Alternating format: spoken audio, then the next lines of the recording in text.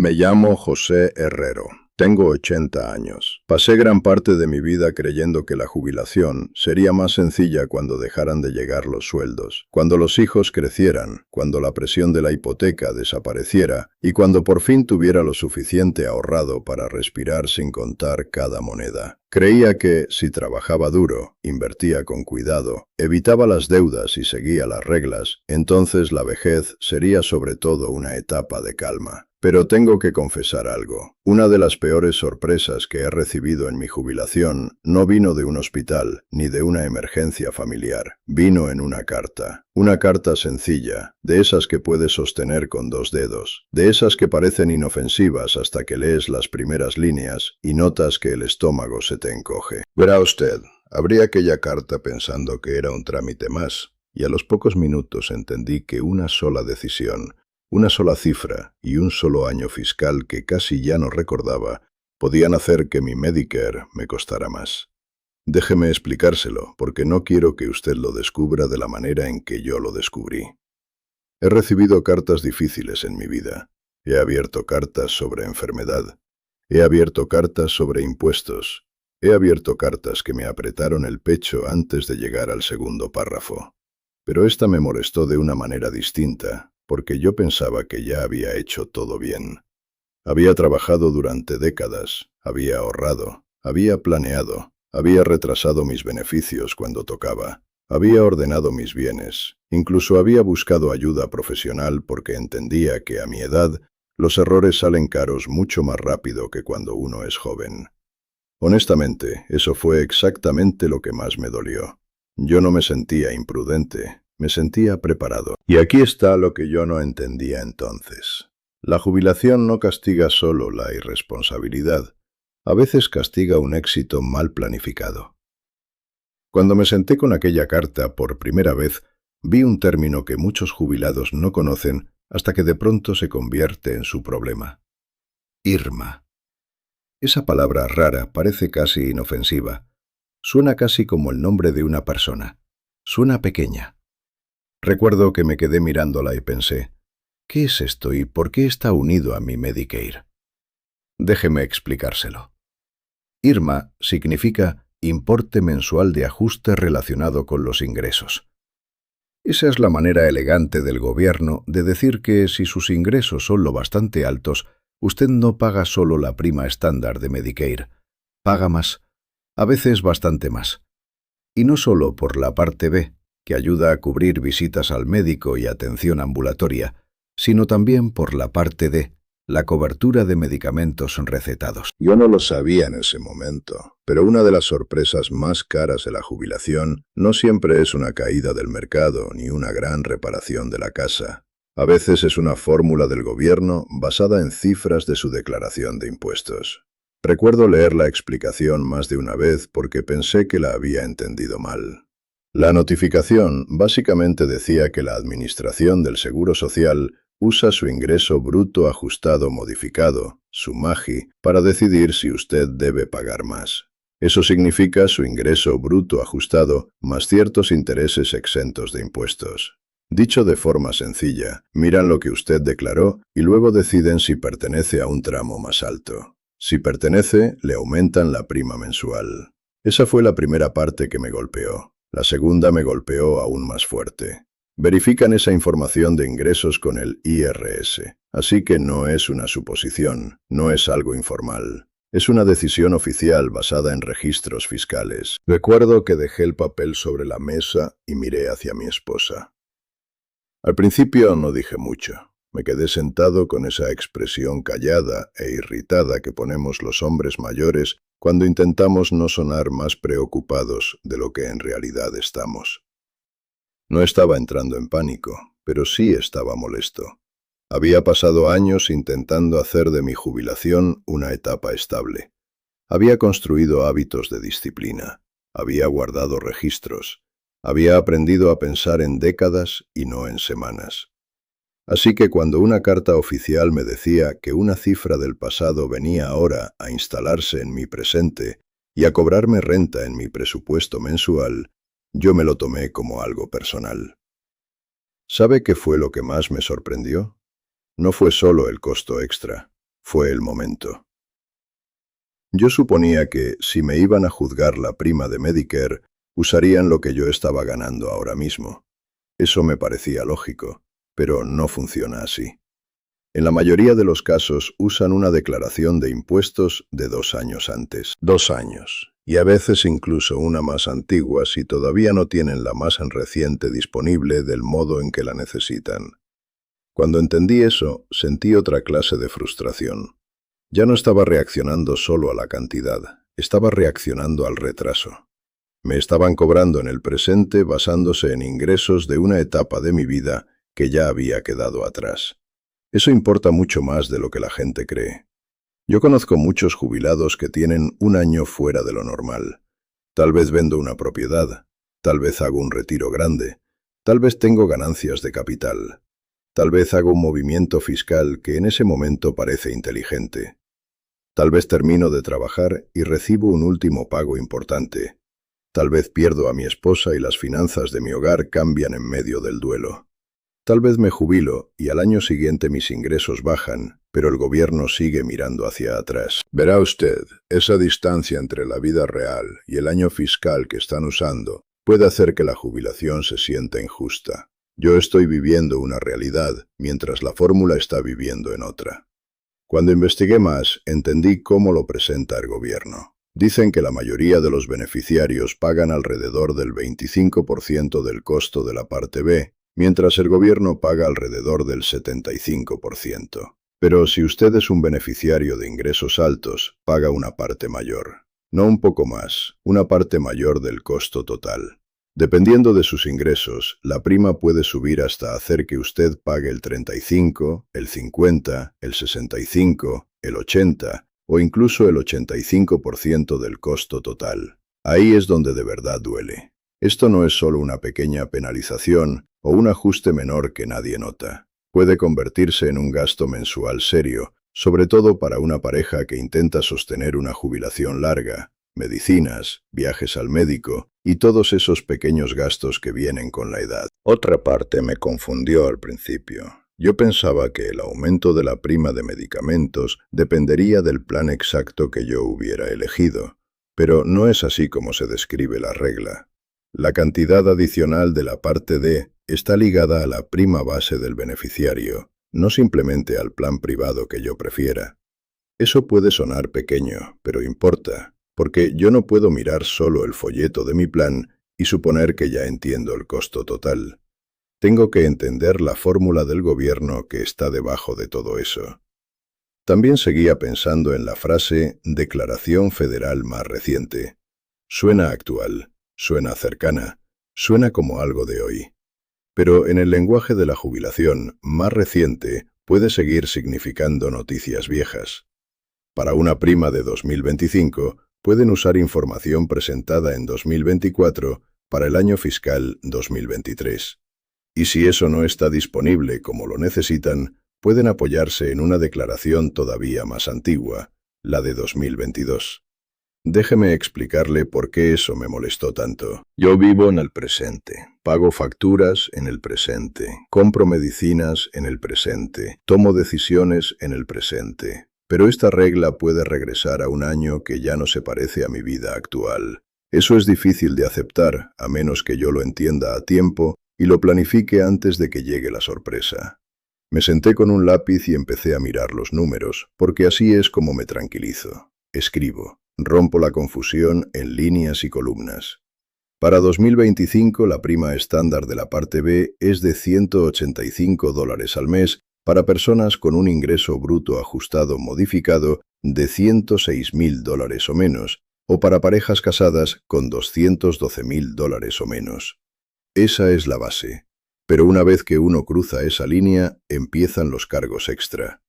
Si una persona está entre $106,000 y $133,000, o una pareja entre $212,000 y $266,000, esa persona paga la prima estándar más otros $74 al mes por la parte B, y para la parte D el cargo adicional es de $13,70. El siguiente tramo sube más, luego más, y cuando seguí la escala hasta los niveles superiores, tuve que parar y volver a leerla, porque el aumento ya no era algo pequeño.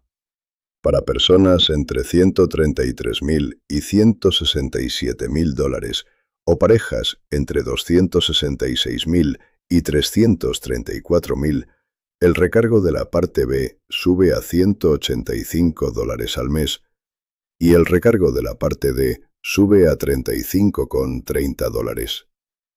Para personas entre 167.000 y 200.000 dólares, o parejas entre 334.000 y 400.000, el recargo de la parte B pasa a 295,90 dólares y el de medicamentos recetados sube a 57 dólares.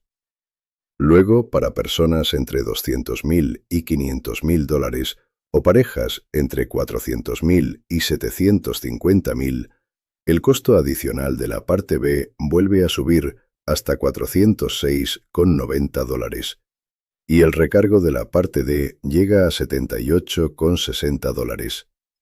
Y por encima de esos niveles, la cantidad extra de la parte B alcanza 443,90 dólares, con el mayor recargo adicional de la parte D en 85,80 dólares.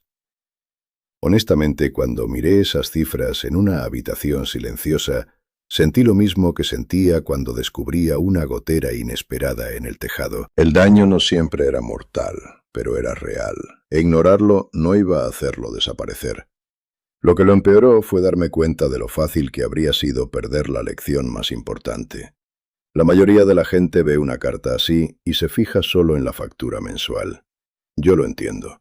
La factura es la punta del cuchillo, pero el problema profundo es la planificación. Esa carta en realidad me estaba diciendo otra cosa. Me estaba diciendo que la jubilación no depende solo de lo que poseo, sino también de cuándo realizo ingresos, de cómo los declaro y de si pienso con 2 pasos de adelanto. Me estaba diciendo que los ingresos de hoy pueden crear costos dentro de 2 años. Me estaba diciendo que la jubilación tiene consecuencias retrasadas. Me estaba diciendo que las declaraciones de impuestos no son papeles muertos una vez que se presentan. Siguen caminando detrás de uno durante años. Y aquí está lo que yo no entendía entonces. Por eso la planificación fiscal en la jubilación importa incluso cuando uno ya tiene ahorros. La gente cree que el peligro es solo quedarse sin dinero. Claro que ese es un peligro. Yo he respetado ese peligro toda mi vida. Pero otro peligro es mover dinero sin entender los efectos retrasados. Un buen año de ingresos puede volver 2 años después disfrazado de aumento en la prima de Medicare. Un retiro grande puede volver. Una venta con ganancia puede volver.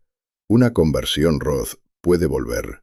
Una estrategia fiscal puede volver. Yo no lo sabía en ese momento, pero la jubilación está llena de este tipo de consecuencias tardías. Aprendí esa lección poco a poco con los años, pero esta carta hizo imposible ignorarla. Pasé décadas construyendo patrimonio con cuidado. No tuve salarios enormes al principio. No fui uno de esos hombres que se hacen ricos de la noche a la mañana. Aprendí paciencia. Aprendí cómo las decisiones pequeñas desarrollan colmillos más tarde. Aprendí que el interés compuesto crece y que los errores también. Así que cuando vi Irma, comprendí que esto no era una rareza extraña. Era otra versión de la misma verdad de siempre. Las decisiones viven más tiempo que los sentimientos. Ese fue el momento en que dejé de ver la carta como una simple molestia y empecé a verla como una lección de planificación. Empecé a revisar todo. Miré los ingresos de inversiones, miré los ingresos por alquileres, miré distribuciones, miré ganancias, miré lo que podía controlarse y lo que no. Pedí orientación porque quería hechos, no suposiciones. Y aprendí algo que me dio cierto alivio. En algunos casos, uno puede pedir a la Seguridad Social que reconsidere la cantidad. Esa parte importa porque no toda carta mala es definitiva. Si sus ingresos han bajado y esa caída cambia el tramo que usaron, hay eventos específicos de la vida que pueden justificar una nueva decisión. El matrimonio puede importar, el divorcio puede importar, la muerte del cónyuge puede importar, dejar de trabajar puede importar, reducir las horas de trabajo puede importar, perder una propiedad que producía ingresos por un desastre o por algo fuera de su control puede importar. Problemas relacionados con un plan de pensiones pueden importar. Un acuerdo económico ligado al cierre, la quiebra o la reorganización de un empleador puede importar. Déjeme explicarle por qué eso importa también a nivel emocional. Cuando entendí lo del desfase de 2 años, me sentí atrapado. Cuando supe que algunos cambios podían revisarse, me sentí menos atrapado. No despreocupado, pero menos atrapado. Quiero insistir en eso porque demasiadas personas mayores se sienten derrotadas en cuanto llega una carta del gobierno. Entiendo esa reacción. El lenguaje es formal, el papel parece definitivo, el tono es frío. Y cuando yo ya estoy cansado, cuando ya he pasado años ocupándome de impuestos, seguros médicos, cuentas, recetas y citas, lo último que quiero es otra regla que aprender. Pero, honestamente, rendirse demasiado pronto puede costar más que hacer una llamada más o reunir un papel más. A veces la diferencia entre pagar de más y corregir un error es simplemente decidir llamar, visitar una oficina o reunir los documentos adecuados. También aprendí que el momento importa cuando faltan declaraciones o cuando están usando información más antigua. Si la seguridad social se está basando en una declaración de un año anterior, porque una más reciente todavía no se ha procesado como ellos necesitan, eso puede cambiar el resultado. Eso significa que yo no puedo limitarme a suponer que su expediente ya refleja toda mi historia actual. Tengo que verificarlo.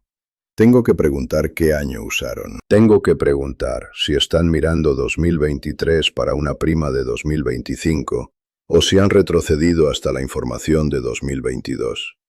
Eso suena técnico, pero puede cambiar lo que debo pagar. Por eso sigo repitiendo la misma advertencia sencilla a mis amigos de mi edad. Conozca sus ingresos, conozca el año que están usando, conozca los límites de los tramos, conozca qué entra dentro del ingreso bruto ajustado modificado, conozca que incluso los intereses exentos de impuestos pueden contar para este cálculo. Conozca que las primas de Medicare no están separadas del resto de la planificación de la jubilación. Están en medio de todo. Verá usted, mucha gente planifica rendimientos de inversión y se olvida de planificar los efectos secundarios de esos rendimientos. Mucha gente celebra una ganancia y no ve la factura futura que viene escondida detrás. He visto esta clase de ceguera antes, en otras formas. He visto a personas perseguir más ingresos sin preguntarse qué les costará eso después. He visto a personas asumir que, porque pueden permitirse algo una vez, podrán soportar sus consecuencias para siempre. He visto a personas jubiladas pensar solo en el dinero que entra y nunca en las fórmulas y umbrales que esperan silenciosamente al fondo. No digo eso para sonar superior, lo digo porque yo también me he sorprendido. Yo también he tenido puntos ciegos. Esta carta dejó uno de ellos al descubierto. Esa diferencia es importante en la vejez. Yo no necesito fantasías. Necesito opciones. No necesito noticias perfectas. Necesito noticias exactas. Si tengo que pagar más, quiero saber por qué. Si puedo apelar, quiero saber cuándo.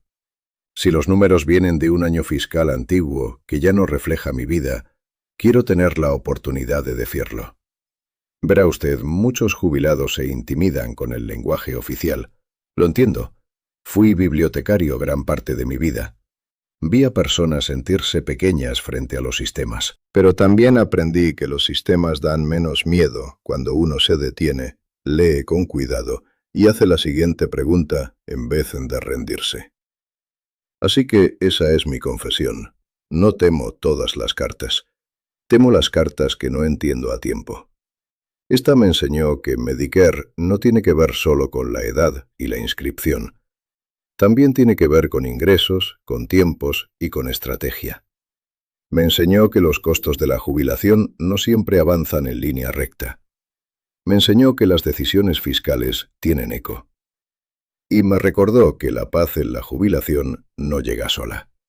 Yo construí mi vida con paciencia, y todavía necesito esa paciencia ahora. Todavía necesito pensar con antelación.